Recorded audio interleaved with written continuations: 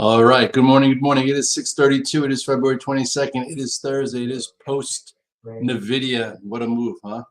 Anyway, take a little disclosure so we can get to the 6:30 club.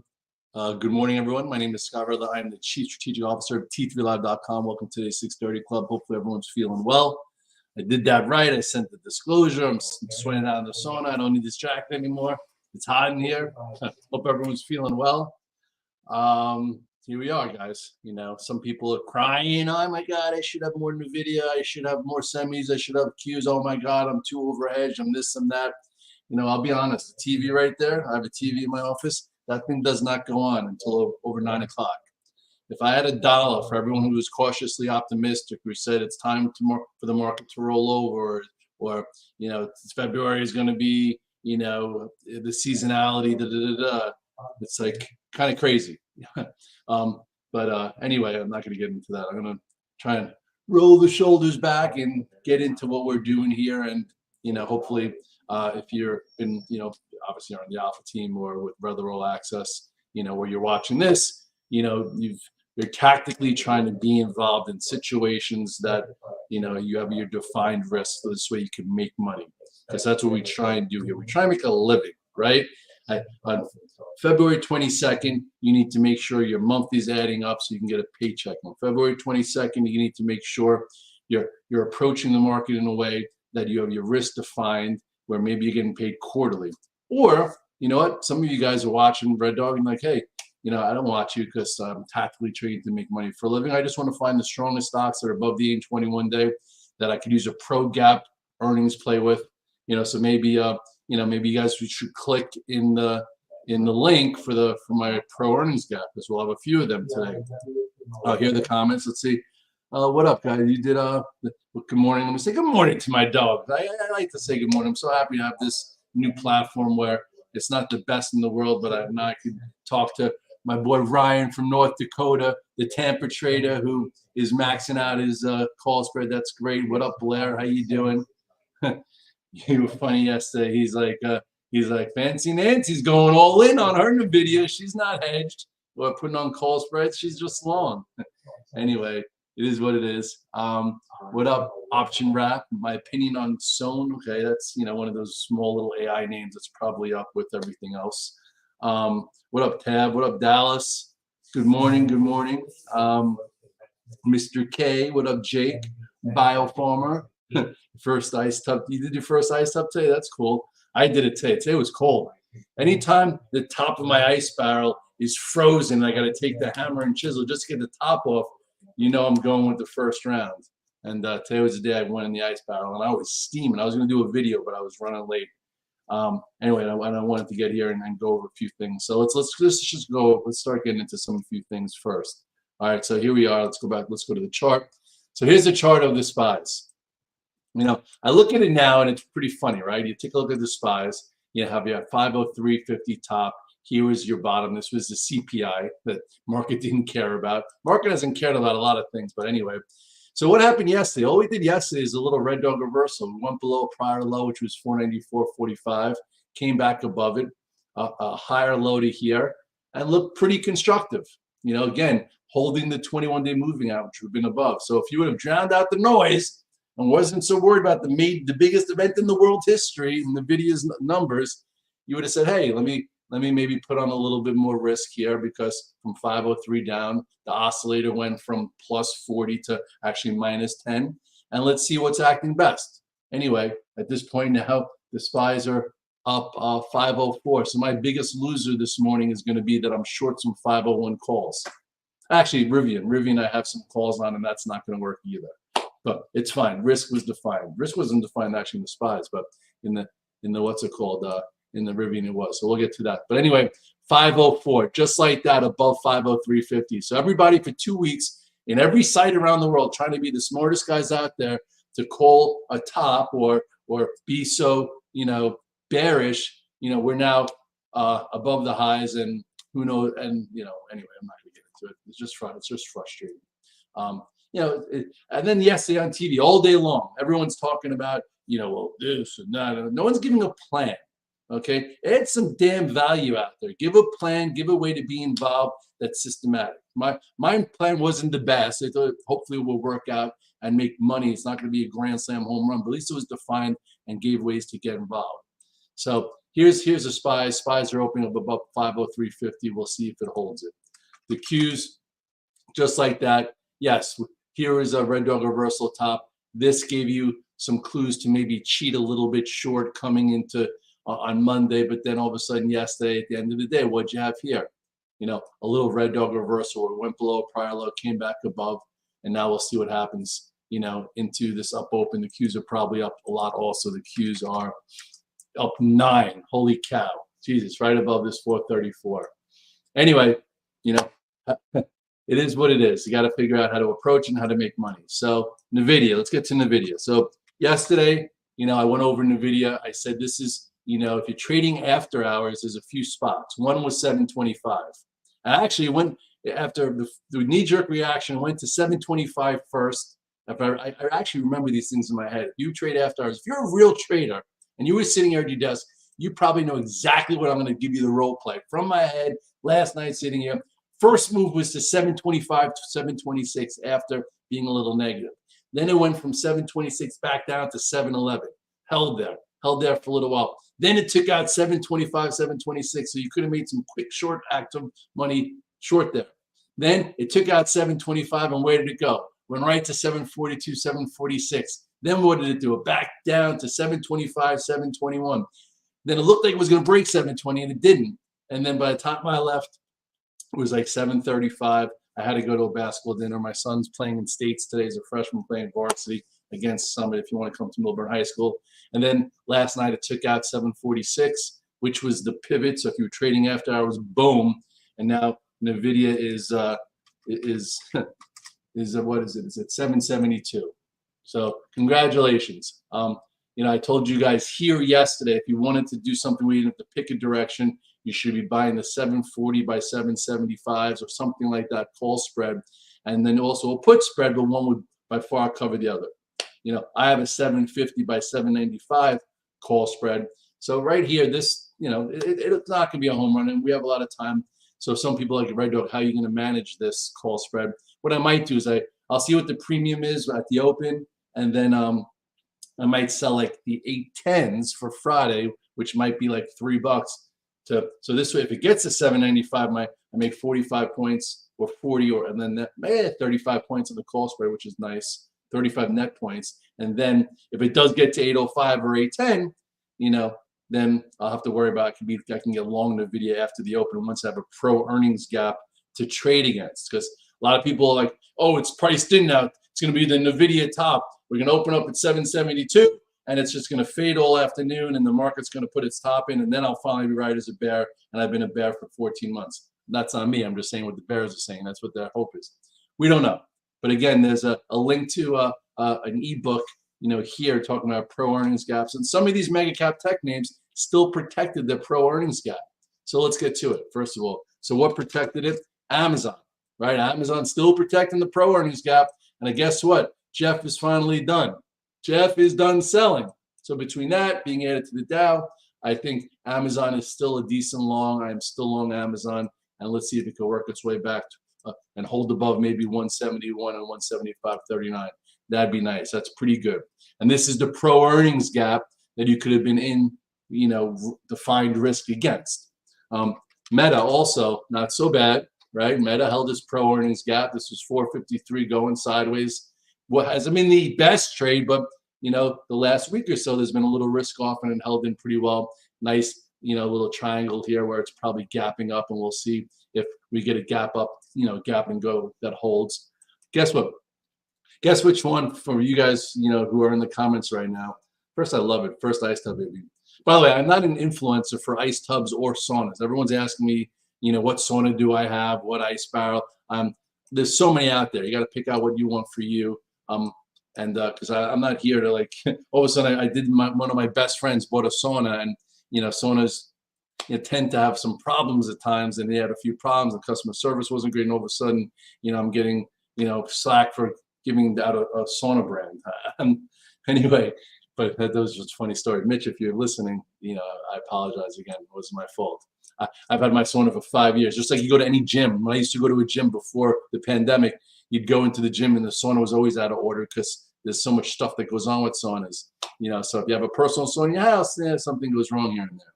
So SMCI wasn't my best trade. ARM was a great trade yesterday. ARM was a great red to green trade. I wish I had it. But guess my best option trade is overnight. Come on. You guys are on the Alpha team, and I wasn't even going to do it.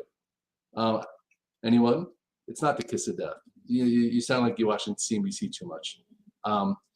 It's just going to be flows. All right. So anyway, what could probably be is going to be Palantir.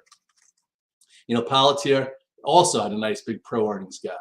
So here's your pro earnings gap, 1976 went to 25 and change.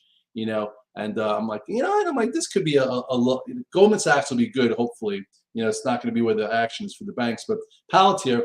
So the $23.50 calls were only 25 cents. So anyway, you could buy a few hundred of those, and here it is at 24.30. So those 23.5, options yesterday, I think they were 20 cents, 21 cents. Those will be $1. So hey, 300% on those. So that'll be clean. I have those straight. So that'll probably cover my Rivian loss because I have leftover Rivian options. But so anyway, it is what it is. It's calculated. Anyway, Goldman. I would think Goldman would be would continue. So Goldman, I put the chart out yesterday. It's not going to be a bank day, but you have this long channel here that it's been in literally since December 14th. It poked its head above it. I'm in 390 calls for tomorrow, and then I'm in $400 calls for a few weeks out. So this was a nice calculated play. I listed it a few times. Some guys are Red Dog, you threw a bone in my doghouse. I'm like, that's cool. That's what I try and do. They're trying to make you guys money, try and create a good community going back and forth.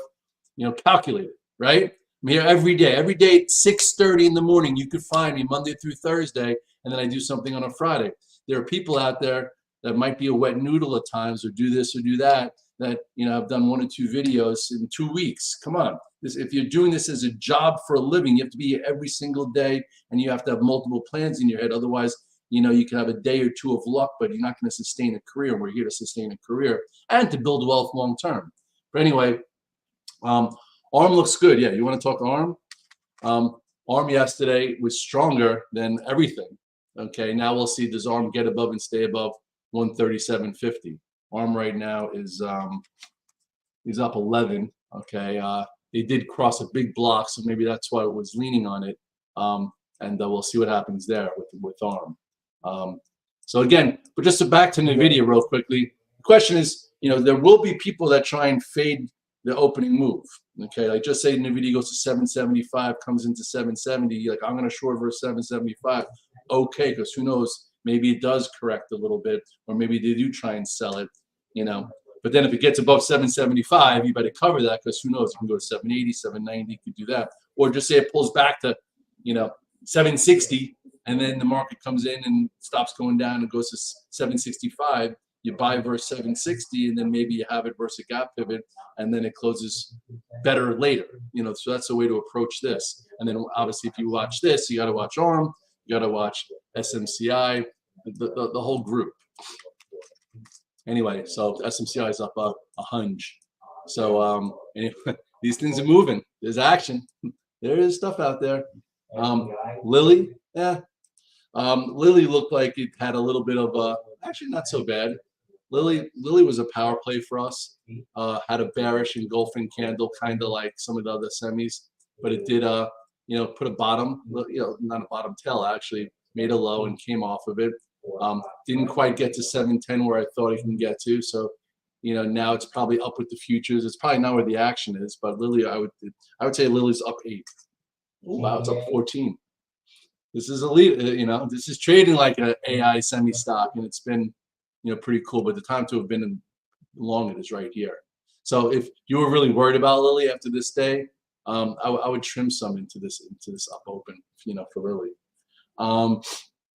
What's it called, Doug? I did go like these little ones like SOUN. It's probably going to be up with the AI enthusiasm this morning. This also gave you a gap. right? Here's your gap, and you know, it's probably, let's see, what's it up, 40 cents, I would think, or something like that. 35 cents. This is not where you want to be focusing your energy.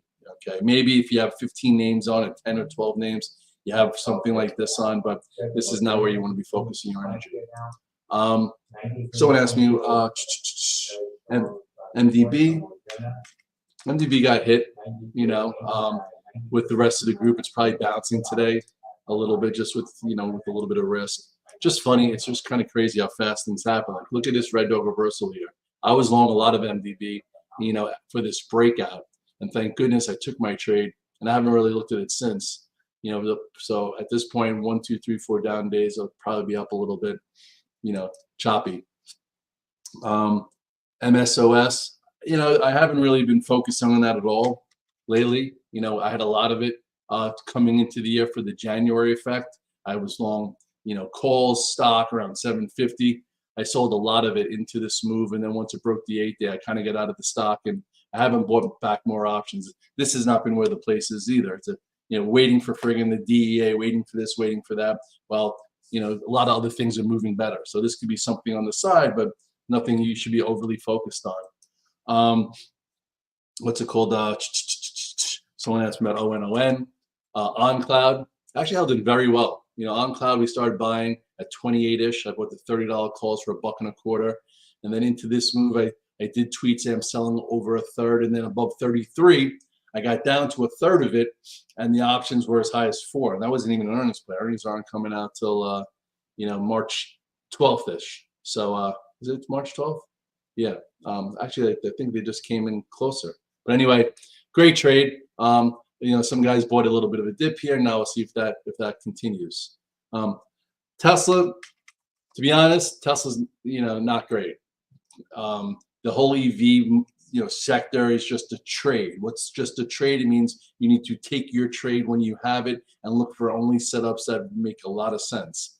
You know, so, you know, Tesla itself has been a laggard pretty much since December, you know, 28th, been below the 8th, and then finally right here, it got above the 8th-day, and that was a great trade. And then I remember on Friday, I'm like, sell into 202, 203. Then yesterday, I made really good money. It was only down $1. I'm like, guys, you know, Tesla isn't the source of the weakness in the morning, so sometimes it likes to go red to green.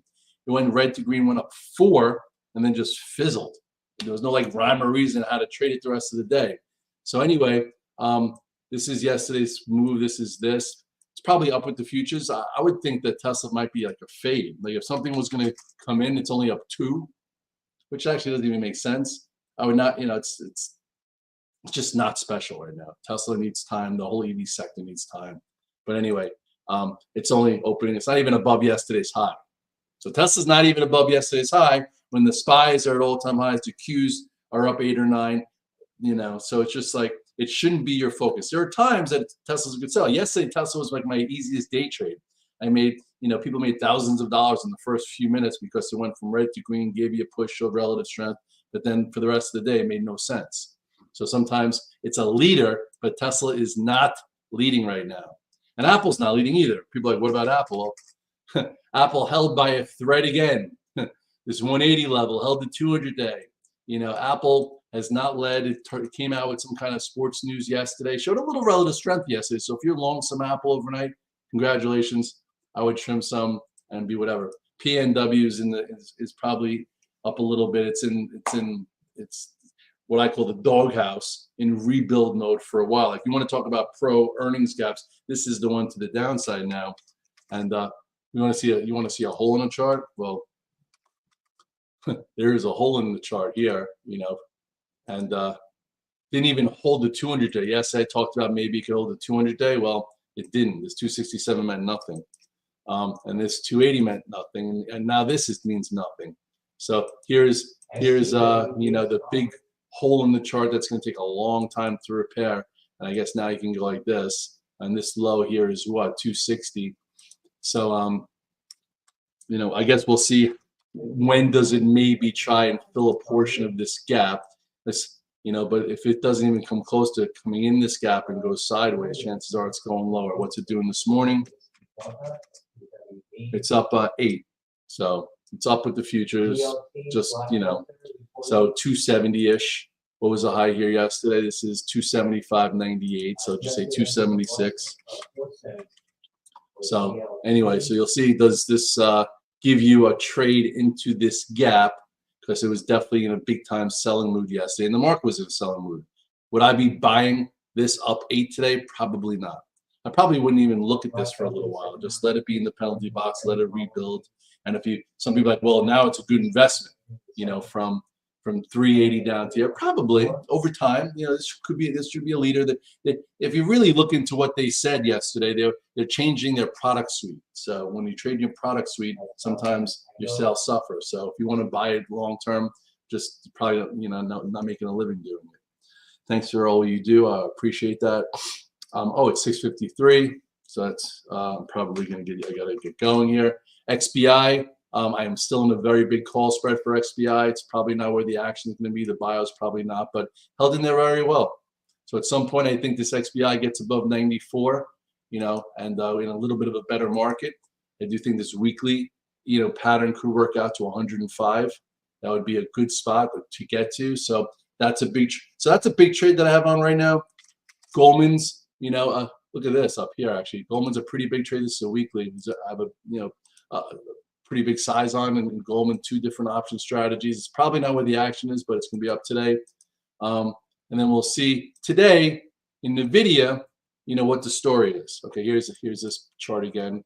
It's looking pretty good, very tight. Poked the setup yesterday. If you're in the stock, trim some. If you're in some options, manage it. But for today, everyone's going to be talking about Nvidia. It's going to be Nvidia. It's like Taylor Swift. So But anyway, I like Taylor Swift. And you got to love Nvidia, especially if you're an investor in it. But anyway, cleared this after hours. If you bought it after hours, when it finally cleared that, you made good money. If you traded those pivots actively, there were good spots to map out. If you're in a big call spread, we'll see if we get maxed out. We have till tomorrow. And then some, again, are saying they think, the opening is going to be a sell for Nvidia. I don't know. We'll see. We'll see how it goes. At this point, Nvidia's at 771. The question is it going to open up and then get to 800, or is it going to open up and they're going to try and sell the news because this is the best that it'll ever be for Nvidia, which it might or might not be. That's the next bear case, is that this is going to be the best it's ever going to be for Nvidia. So, chances are they don't own any. They might be shorted and they've been bearish on the market, and they're just trying to triple and quadruple down, and they've already missed a lot of opportunities. If you're wrong as a trader, you use a stop. If you're wrong as somebody on TV, you just keep talking and talking and talking until you're eventually right, or you lose your job. Anyway, I don't want anyone to lose their job. Sometimes I just hate irresponsibility, because if you listen to someone that has no skin in the game and is just talking, chances are, you might blow up before they're right. So you have to know the type of individual that you're actually trying to measure your risk, define your risk, and navigate with. And I'm one of those guys. And I also have a long-term account. I have a 401k that I'm happy with every single month. My wife's 403b, my son's 529, whole life insurance, and then the blood on the street account. Yeah, I sold it at 4,900, but I've already put it to work 10 different times in 2018 as we were down 10%. So that's just in a fixed rider, and that'll stay there until a rainy day happens. And for those who are saying, it's starting to pour, well, the sun's shining today, and we'll see if, it stays out of the clouds. Anyway, these analogies are a little funny. I appreciate you. What's up, It's? Hey, how's it going, Giggy? Any thoughts on the video? I don't have not one thought on the video. I've just been talking about it for friggin' 20 minutes. Where have you been? Anyway, I got to jump. I got 40 charts to put together for the Alpha team. I have to role play in my head what I'm going to be doing with all my different options and stocks and this and that, and then see what happens in the first 30 to 45 minutes, because it's going to be a lot of people off sides. There are a lot of people who short the SPYs and the Qs and hedged and this and that. So the first 45 minutes is going to be pretty erratic. So you got to make sure you know what you can handle and let things settle a little bit. If you come in with nothing and you're actively trading, you can't handle swing trades, that's cool too. We'll see if the early, you can't buy the open, but you got to wait for signals to figure out whether you could enter long or if these things are a fade. And we'll take it step by step, hour by hour, day by day, week by week, month by month, year by year. And if you do it consistently and have a routine that you love, you know what? You'll be able to do it over time. All right, so cheers. I appreciate you. Go Milburn. Milburn's playing Summit today. Milburn High School first game of states at 4 o'clock. So I will not be here on the close. I'll probably have to leave at 3:25. I'll do an early recap though. Later, guys.